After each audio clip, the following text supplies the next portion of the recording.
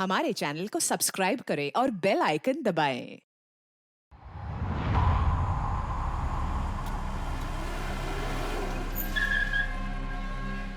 बबन, ये ले। दिलीप,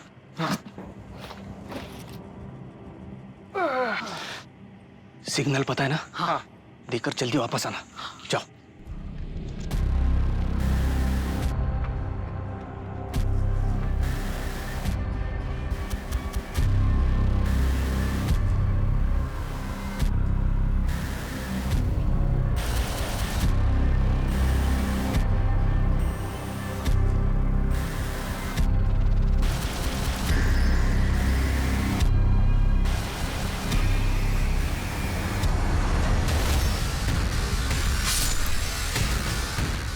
दिलीप, कहाँ हो तुम? दिलीप,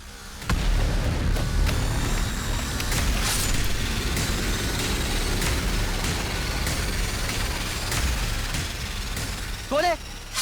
चंदू, चंदू।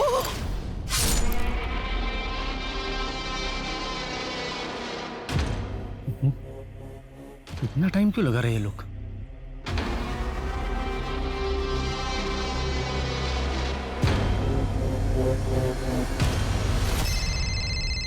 हेलो नंदा, क्या है? अरे मैं तो बस पूछ रही हूँ, आप कब तक लौटोगे? जैसे ही काम खत्म होता है घर आ जाऊंगा। अब मेरा दिमाग मत। हेलो, क्या हो गया? हेलो,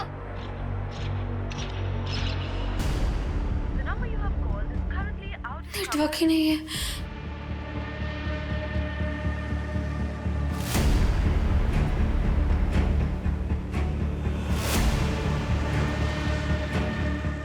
बबन, दिलीप, चंदू, चंदू, हे, चंदू, प्रसाद।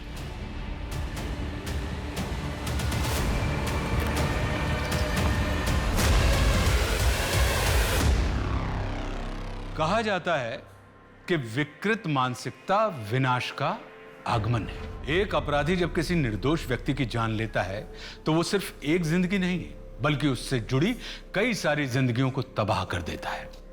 अपने किसी करीबी की मौत इंसान को इतनी गहरी चोट पहुंचाती है जिसके जख्म जिंदगी भर ताजे रहते हैं। नमस्कार, मैं आशुतोष राणा क्राइम पेट्रोल सतर के इस नए अध्याय शातिर क्रिमिनल्स में आप सभी का हार्दिक स्वागत करता हूं। आज हम एक ऐसे भयंकर अपराधी का केस लेकर आए हैं जिसके निर्दयी स्वभाव, क्रूर व्यवहार और जघन्य अपराधों के बारे में सुनकर लोगों का दिल दहल जाएगा।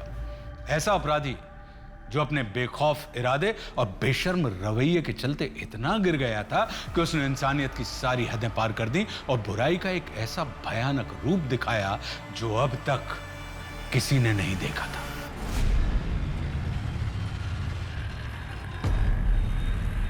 मनीष, तू गप्पा बसा। लेकिन आई तू ऐसा कर कैसे सकती है? प्रॉपर्टी माझी है, इसमें से मैं तुझे कुछ भी नहीं देने वाली हूँ। अरे अगर ये जमीन तेरे नाम पे कर देना तो तू उसे भी बेच के खाएगा। पहले 2 रुपए तो कमा के दिखा मुझे, हैं? अक्खा दिन नवालीगिरी करते घूमता है। ये आई, तेरे को पहले ही बोल रहा हुआ, उस जमीन पर मेरा भी हक है। चुपचाप उसे मेरे नाम पे कर दे वरना तुझे घर से बाहर निकाल दूंगा, समझी? तू मुझे घर से बाहर निकालेगा? ये मेरा घर है और ये हरकत फिर से की ना, मैं तुझे घर से बाहर निकाल दूंगी। मुझे घर से बाहर निकालेगी? मुझे? अब समझ आया? अगर आइंदा मुझे घर से बाहर निकालने की बात की ना तो आंटी आप ठीक तो है ना? पागल हो गया है, अपनी माँ पे हाथ उठाता है। अबे तू होता कौन है रे हमारे घर के बीच में बात करने वाला? वो तो आई की मेहरबानी है करके तू यहाँ रह रहे, समझा ना? मेहमान है, मेहमान की तरह रहे। मनीष देख बोल रहा हूँ, अगर दोबारा ऐसी गलती की ना पुलिस में कंप्लेन कर दूंगा। अबे ये धमकी किसी और को देना, समझा क्या? पुलिस में कंप्लेन करेगा, जा कर लेना जो करना है। खून आ गया है, आइए मैं दवाई लगा देता हूँ, आ जाइए। कितना खून निकला। कोई अपनी माँ पे हाथ उठाता है क्या? और आप कब तक ऐसे सहती रहेंगी? अरे वो हमारी कोथरूड वाली जमीन है ना, वो मैंने मेरी बेटी सीमा के नाम कर दी और मनीष को ना पूछा ना बताया, इसलिए वो नाराज हो गया है। गलती तो मेरी ही है ना। गुस्से में हाथ उठाना मनीष की गलती है, कब तक आप उसकी गलती को अपनी गलती बोलकर ऐसे सहती रहेंगी? भगवान न करे कल के दिन कुछ हो गया तो? सरला आंटी, ये क्या हुआ? कैसे लगा ये? आप ठीक हो ना? अरे काव्या बेटा, बस बस, वो मैं फिसल गई और मुझे चोट आई, लेकिन पंकज ने देखो ना पट्टी करके दी है मुझे। फिर झूठ ना, ये मनीष ने किया है ना? मेरे ही पिछले जन्म के कुछ भोग होंगे जो तुम दोनों मेरे बच्चे नहीं हो। आंटी, हम बच्चे ही तो हैं आपके। देख सीमा, मैं तुझे प्यार से बोल रहा हूँ, वो जमीन चुपचाप मुझे वापस कर दे। काव्या, हाय काव्या। शट अप मनीष, तुम्हारे जैसा गिरा हुआ इंसान मैंने आज तक नहीं देखा है। चलिए आंटी।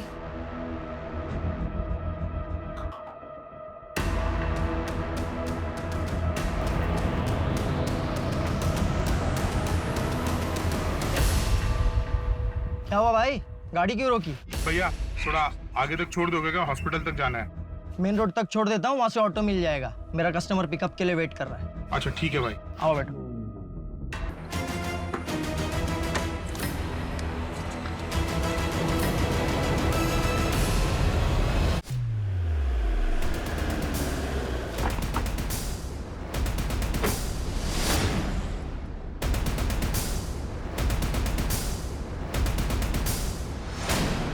आइए सर। सर ये बब्बन है और ये दिलीप, दोनों को सेम तरीके से मारा गया, गले की नस काट के। और सर ये देखिए, इन कार्टन्स में कच्ची दारू भरी पड़ी है। कार्टून में कच्ची दारू मतलब कुछ तो इलीगल काम हो रहा था यहाँ पे। सर बब्बन की लाश हमें इस पेड़ के पीछे मिली थी और दिलीप की लाश वो पत्थर के पीछे। इधर आइए सर। राजी। सर ये विजय कच्ची शराब की भट्टी का सुपरवाइजर है। ये दिलीप और बब्बन इसी के लिए काम करते हैं। सर यहाँ यहाँ 2 लाशें और हैं, इस तरफ, ये देखिए। इसका गला भी ठीक वैसे ही रेता गया है। और सर दूसरी लाश वहाँ है। सर हमारी वांटेड लिस्ट में भी है ये। और सर एक बैग भी मिला है।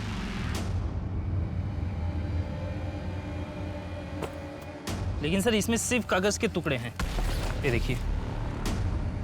जोशी, इसका मतलब यहाँ स्मगलिंग हो रही थी और ये चंदू अपने सामने वाली पार्टी को धोखा देने वाला था, इसलिए इस बैग में पैसे होने चाहिए थे और कागज के टुकड़े हैं। मतलब ये लोग आपसी मुठभेड़ में मारे गए? नहीं जोशी, 2 बॉडीज यहाँ मिली हैं, बाकी की बॉडीज वहाँ मिली हैं।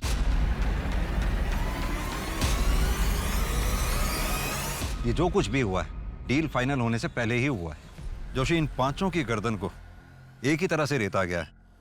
या तो इन्हें मारने वाला कोई एक ही था, अब हो सकता है इनका साथी रहा हो जो इन्हें मारकर भाग गया हो। एक आदमी 5-5 लोगों को कैसे मार सकता है? हाँ, ये हो सकता है कि एक से ज्यादा लोग रहे हैं। जोशी, इनके गले की नस काटी गई है, रिएक्ट करने का मौका ही नहीं मिला होगा।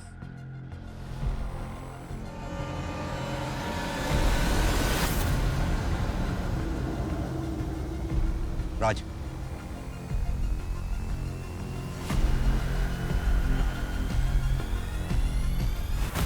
फॉरेंसिक टीम को बुलाओ, इसे एनालिसिस के लिए भेजो।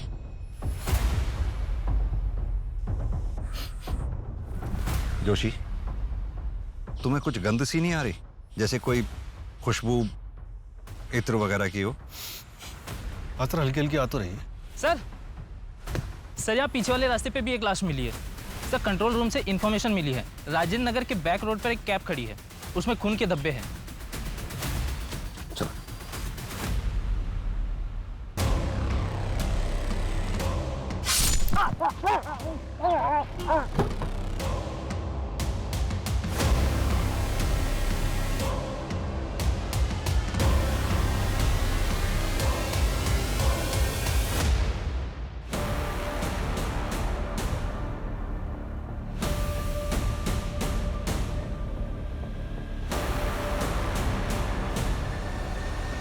जंगल से यही एक पहली रोड आती है जो मेन रोड की तरफ जा रही है।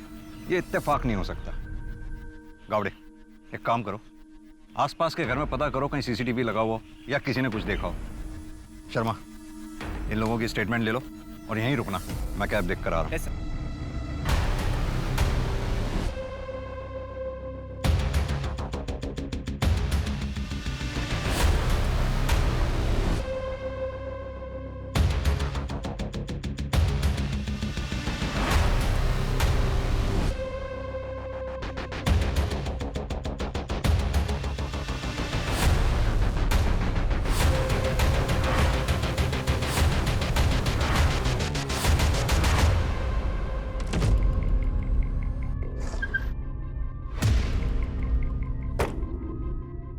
सर, गाड़ी में खून के धब्बे लेकिन कोई लाश नहीं है। तो सर, ये सिम कार्ड और किसी योगेश मिश्रा का ड्राइविंग लाइसेंस मिला है।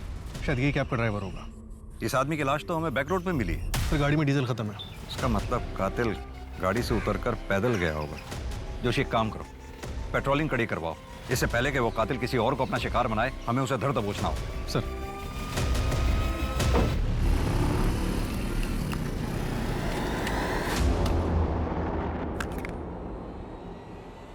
अरे भाई साहब, अरे भाई साहब, क्या हुआ?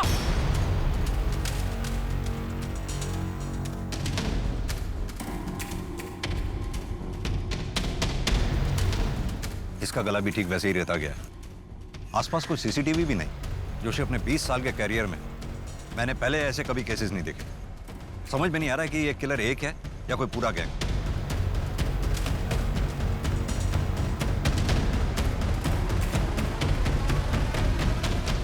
सर, ये दवाइयों का बिल है। केमिस्ट शॉप से पता करो ये बिल किसे इशू हुआ। सर, हेलो, क्या?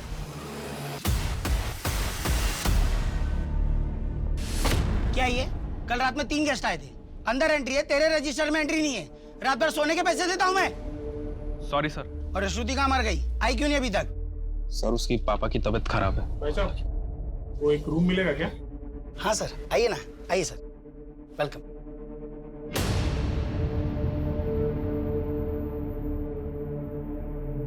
नाम क्या है सर? कुछ समझ नहीं आ रहा सर। एक दिन में 9 मर्डर करके ये किलर आखिर प्रूफ क्या करना चाहता है? वही तो जानना है। न जाने कैसे मीडिया वालों को भनक लग गई और वो जंगल वाले क्राइम स्पॉट पे पहुंच गए सर। आप टेंशन ना लें सर, इस केस को मैं खुद मॉनिटर कर रहा हूँ जी। जल्दी कंट्रोल करेंगे सर। जी सर, मैं आपको अपडेट करता रहूँगा। ओके सर, जय हिंद।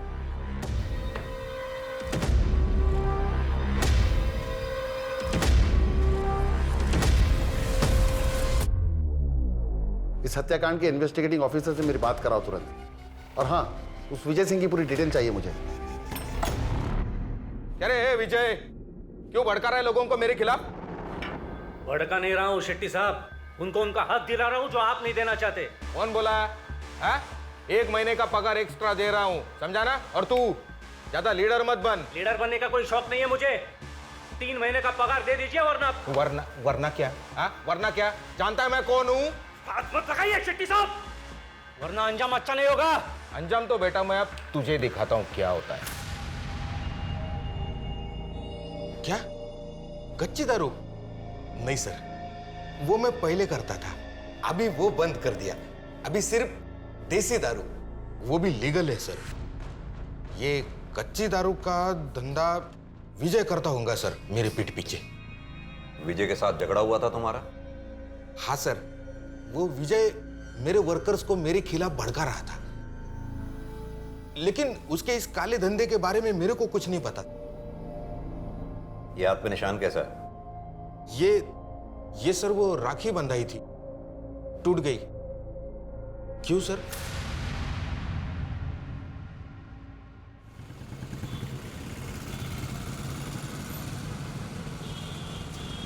पापा, मुझे अब बिल्कुल अच्छा नहीं लगता। यहाँ मुझे कोई प्यार नहीं करता। ऐसा नहीं बोलते कनक बेटा। मम्मी नानू जी कितना प्यार करते तुम्से। बस मुझे एक नौकरी लग जाए, फिर मैं तुम्हें और मम्मी को यहाँ से लेके जाऊंगा। पर पापा। कनक, तुझे कितनी बार कहा है इस कमीने आदमी से मत मिला कर। नाना जी, मेरे पापा है वो। अगर इससे इतना ही प्यार है ना, तो तू भी क्यों नहीं चली जाती इसके साथ? कम से कम मेरी बेटी की जिंदगी तो संवार जाती। तुम दोनों से छुटकारा मिलता तो कम से कम वो आगे तो बढ़ पाती। पापा प्लीज। तो चुप रहे और इसे लेकर अंदर जा। चल अंदर जा। और तू दोबारा यहाँ कदम में मत रखना, वरना मुझसे बुरा कोई नहीं होगा।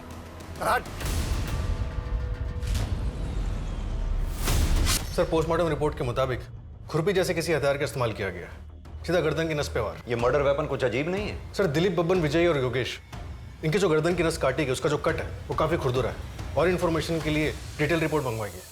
और सर, गिरीश के घर वालों से बात हुई, उन्होंने बताया कि गिरीश अपने घर से बाइक लेके निकला था जो गायब है। सर, उसके नंबर प्लेट से उसे ट्रैक करने की कोशिश कर रहे हैं। जोशी, इस जंगल वाले हत्याकांड में एक्चुअल टारगेट कौन था, इसके बारे में पता लगाना हमारे लिए बहुत जरूरी है। सर, विजय दिलीप और बबन का बॉस था, हो सकता है उसी के साथ किसी ने दुश्मनी निकाली हो। विजय की पत्नी नंदा से बात हुई, उसे इस दारू की स्मगलिंग के बारे में कुछ नहीं पता। और रही बात योगेश और गिरीश की, ये दोनों मुझे मेन टारगेट नहीं लगते। इनका किलर को मिलना इत्तेफाक हो सकता है। अब बाकी बचे वो लोग, लॉज का मालिक रोहित तोमर और वहां का सिक्योरिटी गार्ड गणेश, उनके बारे में कुछ पता चला? सर, रोहित की पत्नी अभी शहर में नहीं है, कल तक पहुंचेगी। बाबा, बाबा, आई खाना खाने बुलाई। अबे नालायक, सब बिगाड़ दिया ना तूने, बिगाड़ दिया ना सब कुछ। हैं? सुधर जा।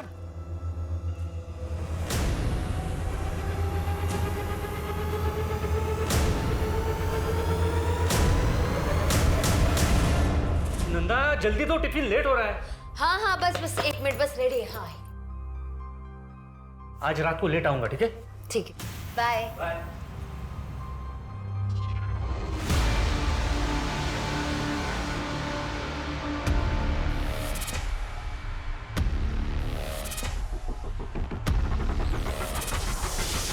विजय, तुम्हारा ने हमें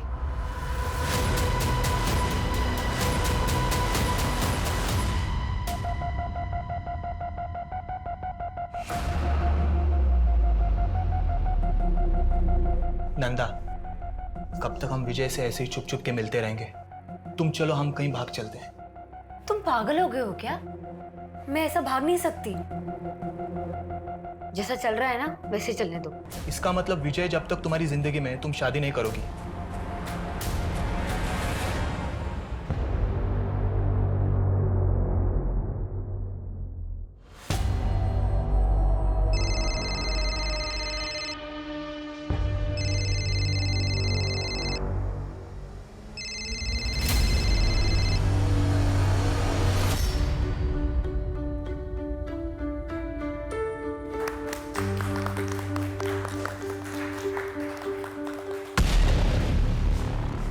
अरे वाह,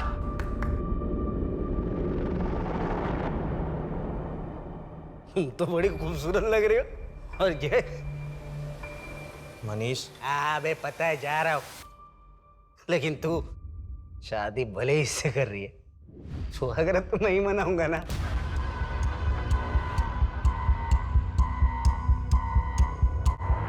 हेलो, ये धीरज राहु काल बन के मेरी बेटी कृष्णा की जिंदगी में आके बैठा हुआ है। जब तक ये रहेगा तब तक मेरी बेटी आगे नहीं बढ़ पाएगी, इसलिए इसे तुरंत रास्ते से हटाना होगा, कैसे भी, और आज ही। क्या हुआ? मुझे ऐसे अर्जेंटली क्यों बुलाया? पापा, हम लोग ऐसे जल्दी से चलते पापा, वरना वो लोग आपको मार डालेंगे। पापा, हम जल्दी चलते पापा। शांत हो जा बेटा, शांत हो जा बेटा। कौन मारेगा? काम खत्म होते ही मुझे फोन करना। लेकिन बेटा, तेरी मम्मी तो वहीं पर है ना? पापा, नाना जी मम्मी को कुछ भी नहीं करेंगे। हम लोग चलते, बाद में आके मम्मा को ले जाएंगे। अच्छा। लेकिन विष्णु जी, आप तो कह रहे हो धीरज गुप्ता कनक के पिता है, तो उनके साथ जा सकती है ना, गलत क्या उसमें? अरे सर, आप समझ ही नहीं रहे हो, मेरी नातिन कल रात से गायब है और उस धीरज ने कुछ गड़बड़ किया है। 1 नंबर का कमीना है वो, आप पकड़िए उसे। सर, मैं अपने मतलब धीरज के घर भी जाकर आई, पर वहां पे ताला लगा हुआ है। मुझे बहुत चिंता हो रही है सर, आप प्लीज उन दोनों को ढूंढ लीजिए, कहीं वो किसी मुसीबत में ना हो सर। प्लीज सर, प्लीज उन्हें ढूंढ लीजिए। सर, वो मेडिकल शॉप जिसकी रिसीट मिली थी वो पिछले कुछ दिनों से बंद है, उसका ओनर गायब है, हम उसे ट्रैक कर रहे हैं। और शेट्टी, उसके बारे में कुछ मिला? सर, उसका सीडीआर और कॉल लोकेशन सब क्लीन है। विजय के मर्डर वाले दिन वो अपने घर पे ही था। जोशी, अगर शेट्टी को ये काम करना ही होता तो अपने हाथ गंदे क्यों करेगा? हो सकता है इस काम के लिए उसने सुपारी दी हो। अपना खबरी नेटवर्क एक्टिवेट करो। Okay sir. सर, एक अजीब बात पता चली। एक ऑटो वाले ने हमें बताया कि उसने क्राइम सीन के पास एक औरत को ड्रॉप किया था और विजय की बीवी नंदा का कॉल लोकेशन सुबह 5:30 बजे क्राइम सीन के पास था, और नंदा के सीडीआर में गैंगस्टर राकेश मोरे का नंबर भी मिला है। ये नंदा को थाने बुलवाओ।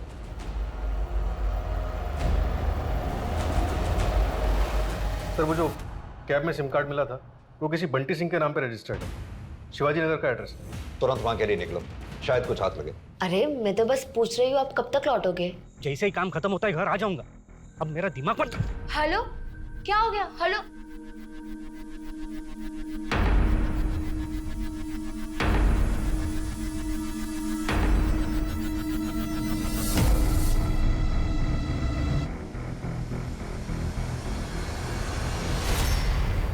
विजय,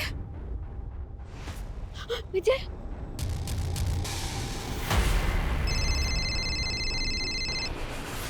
हेलो, कौन?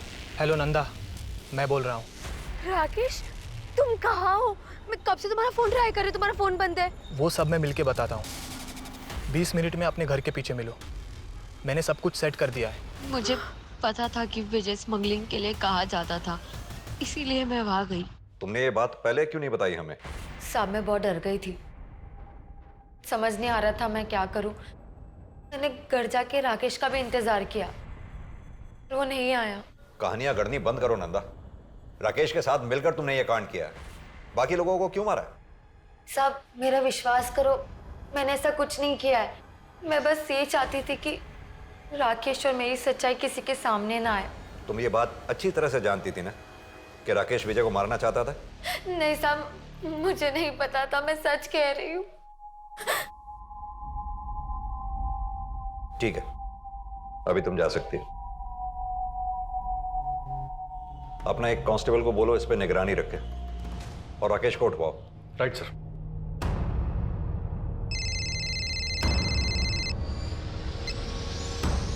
जय हिंद सर। केस का क्या स्टेटस है सिंह? सर ये विजय कच्ची दारू स्मगल करता था, हम स्मगलिंग का एंगल भी इन्वेस्टिगेट। नहीं, मुझे नहीं लगता कि विजय की वजह से इतने मर्डर हुए होंगे। तुम बाकी विक्टिम्स पे ध्यान दो। हाँ सर, बाकी एंगल भी स्टडी कर रहे हैं हम सर। और वो स्मगलिंग वाले एंगल में ज्यादा घुसने की जरूरत नहीं है, वहाँ कुछ नहीं मिलेगा तुम्हें। ओके सर, जय हिंद सर।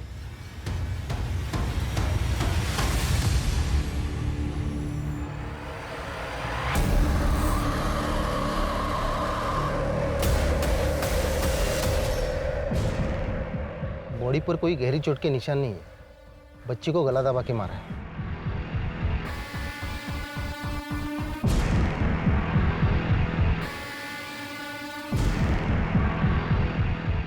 बॉडी पे चोट के निशान तो नहीं है, शायद ये खून धीरज का ही है।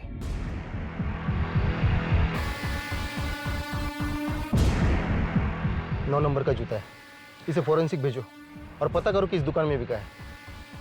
शायद ये भी धीरज का ही है। प्रकाश, हमसे बहुत बड़ी गलती हो गई, हमने इस केस को हल्के में लिया। अब तुरंत धीरज के घर जाओ और अच्छे से तलाशी लो।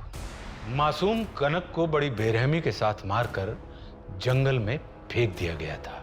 कनक के पिता धीरज कहां थे, उनके साथ क्या हुआ था? वहीं दूसरी तरफ इन लोगों को मौत के घाट उतारने वाले अपराधी अभी भी खुलेआम घूम रहे थे। लाखों कोशिशों के बावजूद पुलिस उनके बारे में कोई पुख्ता जानकारी हासिल नहीं कर पाई।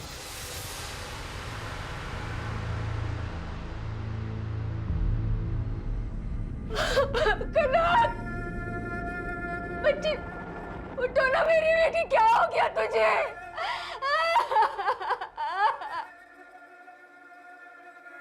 देखिए कृष्णा जी, हम आपकी हालत समझ सकते हैं, लेकिन आगे इन्वेस्टिगेशन कंटिन्यू करने के लिए आपसे कुछ सवाल पूछने जरूरी है। हमें जहां से कनक की डेड बॉडी मिली थी, वहां एक 9 नंबर का जूता मिला है। क्या आपके पति धीरज 9 नंबर का जूता पहनते हैं? धीरज तो 8 नंबर का पहनता है। और आपके पिता विष्णु जी? सर वो पापा शायद 9 या 8 नंबर का पहनते हैं। सर शेट्टी के राइट हैंड सतीश के सीडीआर में हिस्ट्री शीटर मुन्ना का नंबर मिला। इन दोनों के बीच पिछले महीने काफी बातचीत हुई थी। उठा लो इस मुन्ना को। और सर ये रोहित को लैंड माफिया यशवंत से काफी धमकियां मिल रही थी। दुगनी कीमत दे रहा हूं, ले ले। और मुझे जो चाहिए वो मुझे दे दे, वरना क्या? और तेरी धमकियों से डरने वाला नहीं हूं मैं। रुक, अभी पुलिस को फोन करता हूं। विनोद चंदेल को पुलिस की धमकी देता है। सर छोड़ दीजिए सर। लो, छोड़ दिया। लेकिन ये तो अभी ट्रेलर है भाभी जी। समझाओ अपने पति को, अगर इसे कुछ हो गया तो आपको कौन संभालेगा? वैसे संभाल तो हम भी लेंगे। समझाओ इसे। चल रे। लैंड माफिया, जमीन के लिए मर्डर करना या कराना आम बात हो गई है आजकल। ये रोहित के मर्डर के वक्त लैंड माफिया यशवंत कहां था? शहर में नहीं था सर। अगर रोहित इसका टारगेट था तो फिर इसने विजय और उसके लोगों को क्यों मारा होगा? सर यशवंत और शेट्टी दोनों पुराने दोस्त हैं। यानी कि इन मर्डर से दोनों को फायदा हो रहा था। एक तीर से दो निशाने। किस बात का कन्फेशन? अगर मुझे रोहित को मरवाना होता तो उसे ऐसे गायब करवाता कि उसका नामो निशान तक पता नहीं चलता। इंस्पेक्टर, ज्यादा होशियारी नहीं। ये गलती एक बार तो माफ कर रहा हूँ। सरकारी नौकर हो ना, मेरे बारे में पता करो कि मैं कौन हूँ और मेरी पहुंच कहां तक है। और अगली बार बिना सबूत के मेरे पास मत आना, नहीं तो ऐसी जगह ट्रांसफर करवाऊंगा कि सारी हेकड़ी धरी की धरी रह जाएगी। हो गई 4 धाम की यात्रा। यहाँ पोथी गायब थी और आप गए थे अपने पाप धोने। अरे लेकिन मैं तो उसके सलामती के लिए माथा टेकने गया था। ये जूता आपका है? नहीं। आपके जूते देख के लग रहा है ये 9 नंबर के होंगे। हाँ तो हमें कनक की डेड बॉडी के पास 9 नंबर का जूता मिला है। लेकिन आपका कहना है कि मैंने मेरे नाती को, दिमाग खराब हो गया है क्या आपका? ये जूता भी मेरा नहीं है तो किस बुनियाद पर आप ये कह रहे हैं? हाँ ये मेरी है, लेकिन ये आपके पास कैसे? धीरज के घर में मिली। झूठा तो था ही, चोर भी था। हाँ मतलब कनक की तरह उसे भी मार दिया। देखिए ये सब फालतू चीजें दिखा के ना आप कुछ साबित नहीं कर पाएंगे। ठोस सबूत हो तो मुझे यहां बुलाइएगा। चल रहा हूं मैं। सर एक एनजीओ है आरजू, जहाँ पे वॉलंटियर्स भंडारा करते हैं और मेला लगाते हैं, जहाँ पे लोकल लोगों की बनाई हुई चीज़ों को बेचा जाता है। उसी में इतर भी बिकता है, वैसा ही जैसे हमें क्राइम साइट पे मिला था। सर एनजीओ के वॉलंटियर्स की लिस्ट में एक नाम सामने आया है, नटवर मलिक। और मेडिकल शॉप के ओनर ने बताया कि जो रिसीट बनाई गई थी वो किसी नटवर के नाम से बनाई गई थी, और जो दवाई ली गई थी वो बिना डिटेल्स के बेची नहीं जा सकती। जोशी, अगर ये नटवर ही किलर है तो बहुत शातिर खिलाड़ी है ये। परफेक्ट कवर लिया है इस एनजीओ का उसने। तूने पैदा किया ऐसे औलाद को। हट यहाँ से।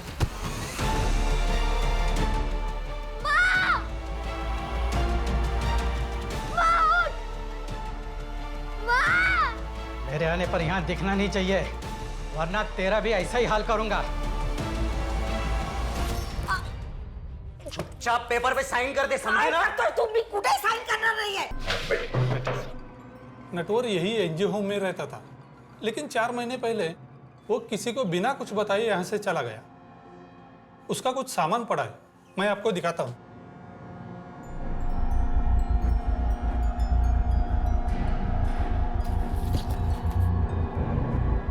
उससे कोई मिलने भी आता जाता था यहाँ? उसका एक दोस्त था, वो भी कभी कभी यहाँ वॉलंटियरिंग करने आता था और दोनों साथ में ही रहते थे। उसके दोस्त की या उसकी कोई फोटोग्राफ या डिटेल होगी आपके पास? ऐसे वॉलंटियर्स की कोई डिटेल्स हम नहीं रखते। एक बात बताइए, आपके एनजीओ के स्टॉल पे जो इत्र बिकता है कौन बनाता है उसको? एक बूढ़ी औरत है, यही पास वाले गांव में रहते हैं। नटवर का दोस्त रॉय वही उनसे इत्र लेकर बेचता था। नटवर बहुत ही सीधा साधा आदमी है, वो यहाँ बस सिर्फ सेवा करने आता था और बस अपने काम से काम रखता था।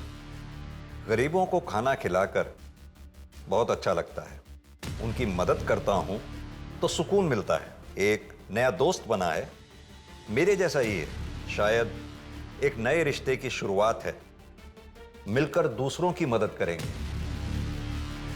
लोअर मिडिल क्लास का लड़का लगता है, जिसके जनरल इश्यूज हैं, सोसाइटी की मदद करना, कम्युनिटी को खाना खिलाना। ऐसा लड़का किसी के मर्डर क्यों करेगा? सर लेकिन इसकी डायरी हैंडराइटिंग एक्सपर्ट से एनालाइज कराने के बाद ये समझ में आता है कि इस आदमी का हाथ कांपता है। ठीक वैसे ही जैसे कुछ मर्डर विक्टिम्स के घाव क्लीन थे। सर हो सकता है कि ये 2 अलग अलग लोग। बोले चंदू, चंदू। सर डायरी के एंट्रीज में जगह जगह पे ये नाम यूज हुए हैं, बंटी, नटवर, लक्की, और भी नाम है, Ricky, Roy, mister A. Joshi, अभी जो नाम तुमने लिए उन नामों पर जरा गौर करो। नटवर, बंटी, लकी, रॉय,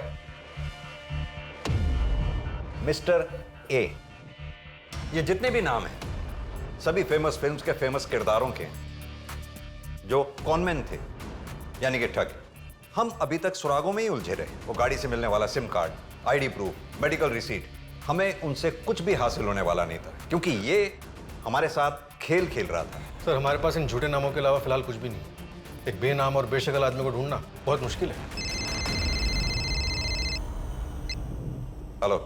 अरे सर, आप जितना टाइम मुझे देते हैं ना, उतना टाइम अपनी बीवी को देंगे ना, तो आपकी पूजा करने लगेगी वो। कौन बोल रहा है? नटवर, लकी, रिकी, या मेरा असली नाम जानना चाहते हैं? कौन हो तुम? कहाँ हो इस वक्त? सर मैं जा रहा हूँ आपका शहर छोड़ के, भूल जाइए मुझे। किसके कहने पे तुमने ये सब मर्डर्स किए? मेन टारगेट कौन था तुम्हारा? नटवर, बंटी, लकी, तुम जो कोई भी हो, कोई तो वजह होगी तुम्हारे पास मुझे कॉल करने की। अरे वजह आप हो सर, वैसे आप गलत जगह ढूंढ रहे हैं। मर्डर की वजह घर के बगल में है। हेलो, घर के बगल में मतलब? सर मैं नंबर ट्रैकिंग पे डालता हूँ और जितने भी सस्पेक्ट्स हैं सबके नेबरहुड में देखता हूँ। कुछ नहीं हासिल होने वाला उससे। ये सिर्फ हमें गुमराह कर रहा है, खेल रहा है हमारे साथ। जोशी, इन नामों का सहारा लेकर अभी तक जितने भी क्राइम हुए उन सबकी डिटेल्स चाहिए मुझे।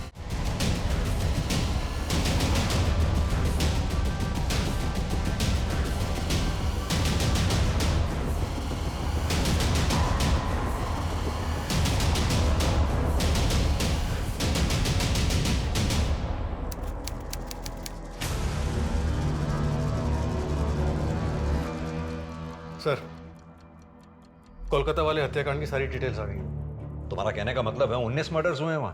हाँ सर, वही है। सारे मर्डर्स एक ही तरीके से किए गए और सर एक फिंगरप्रिंट भी मिला है, लेकिन वो रांची वाले फिंगरप्रिंट से मैच नहीं करता। हो सकता है शायद दोनों पार्टनर्स के फिंगरप्रिंट्स हो। डेटाबेस चेक किया तुमने? किसी भी कॉन्ट्रैक्ट क्लियर के साथ कोई भी मैच नहीं हुआ। सिर्फ ये प्रोफाइल शॉट मिला धुंधला सा। जिस गली में मर्डर हुआ उसकी अगली गली में भागता हुआ दिखा था। काफी अंधेरा था।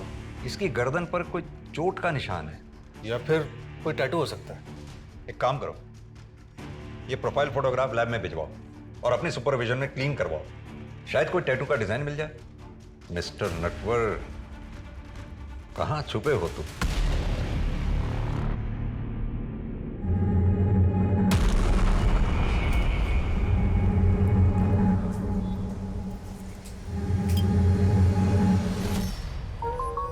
कॉफी आ गई है। आ रही हूँ। पंकज, कल चले अंगूठी देखने के लिए? ठीक है, चलते हैं। पंकज, अगर तुम अपने पास्ट को अभी तक नहीं भूले हो तो कोई बात नहीं, हम थोड़ा और टाइम ले सकते हैं। ऐसा नहीं है तन्वी, बस काव्या की याद आ गई थी। वो मेरा अतीत थी, अब तो मेरी आज हो।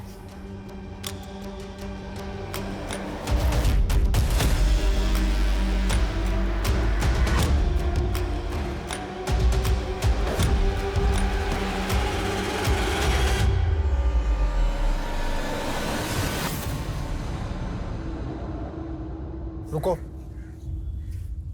कहाँ जा रही हो तुम? मार्केट। और आप घबराइए मत, मैं वापस आ जाऊंगी। वैसे भी कहीं जाने के लिए अब कुछ बचा ही नहीं है मेरे पास। सर पुणे के केस के बारे में पता चला है, लेकिन 2016 का है। कितने विक्टिम्स थे? 2। सरला दीक्षित, किलर की अपनी माँ, और उनके पड़ोसी काव्या दवे। अपनी माँ? ये कंफर्म्ड है? किलर का नाम है मनीष दीक्षित। ये रहा उसका फोटो। अपनी माँ के मर्डर केस में प्राइम अक्यूज्ड है। ठीक उसी तरह से खुरपी से मारा गया था। इनके साथ एक आदमी रहता था, पंकज, जो इस केस का प्राइम विटनेस है। सर पिछले 4 साल से पुलिस प्रोटेक्शन में। पुणे पुलिस ने उसे किसी दूसरे शहर में सेटल किया जब तक ये मनीष नहीं मिल जाता। इसकी फोटोग्राफ देश भर के पुलिस स्टेशन में सर्कुलेट कराओ। अपना खबरी नेटवर्क एक्टिवेट करो। 9 महीनों में पहली बार इस किलर को शक्ल मिली है।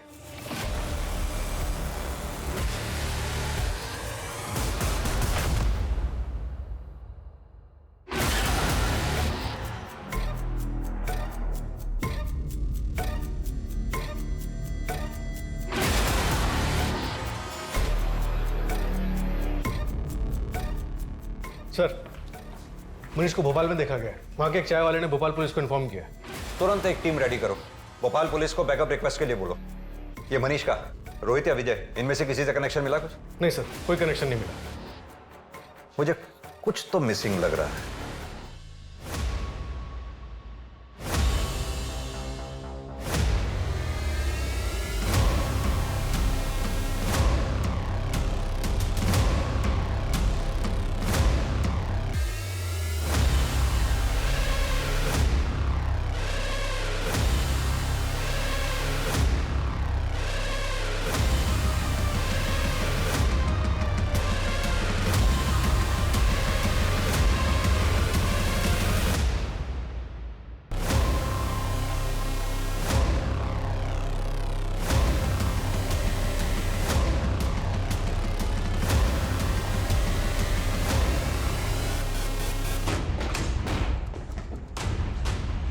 जोशी, गावड़े, उधर देखो। तुम मेरे पीछे आओ। तन्वी, ठीक तो हो तुम? देखो जरा, कहाँ है जोशी?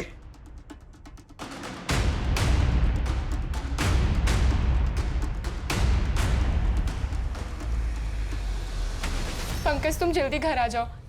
कोई मनीष नाम का आदमी घर आ गया था। मनीष, तन्वी सुनो, तुम घबराओ मत, मैं अभी आ रहा हूँ। सर, हमने भोपाल के सभी एग्जिट पॉइंट्स पे नाकाबंदी कर रखी थी सर, बट अनफॉर्चुनेटली मनीष हमारे हाथ से निकल गया। शायद शहर छोड़कर बाहर जा चुका है। But sir, I promise, next time उसे अपने हाथ से नहीं निकलने देंगे। जय हिंद सर। सर, मनीष के बैग से उसके फिंगरप्रिंट्स मिले, लेकिन वो रांची और कोलकाता के फिंगरप्रिंट से मैच नहीं होते हैं। मुझे इस केस से जुड़ी सारी फाइल्स चाहिए। कुछ तो है जो हम मिस कर रहे हैं।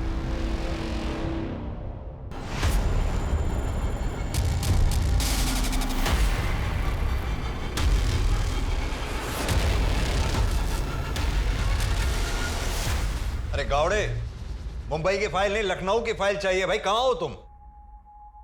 इतनी महीनों से कड़ी मेहनत कर रहे हैं, प्रमोशन करवा दूं आपका? कौन? इतने दिनों से आप मुझे ढूंढ रहे हैं, और आज जब आपके सामने हूं, आपने पहचाना भी नहीं। दिल तोड़ दिया आपने।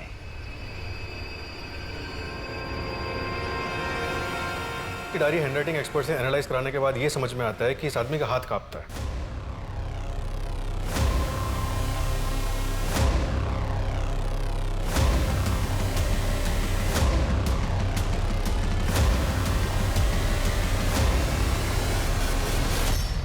किस नाम से पुकारूं तुम्हें?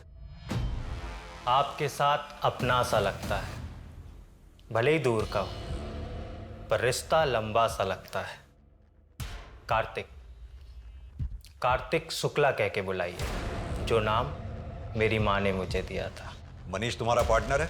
मेरा पार्टनर तो कोई और है। मनीष तो मुझसे बदला लेने आया था। बदला?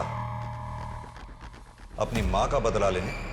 काफी स्मार्ट हैं आप, इसीलिए तो आप मुझे पसंद हैं। एक झटके में किसी की जान लेने में जो नशा है, जो सुकून है, खैर वो आप नहीं समझोगे। बकवास बंद कर और सीधी तरह से ये बता कि तेरा साथी कौन है और कहां है। फिलहाल तो तन्वी के घर के पीछे जो गली है, मकान नंबर 4, वहां पे मिलेगा वो। क्या नाम है उसका? कौन है वो? इस बार बहुत बड़ा हाथ मारा है ना तूने। तन्वी नाम है ना उसका?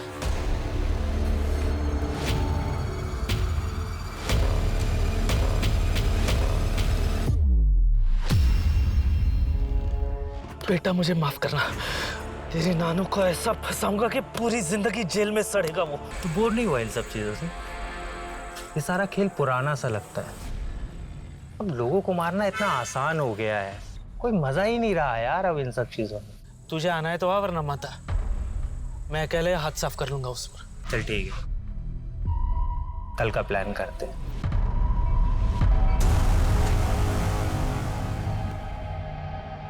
क्यों?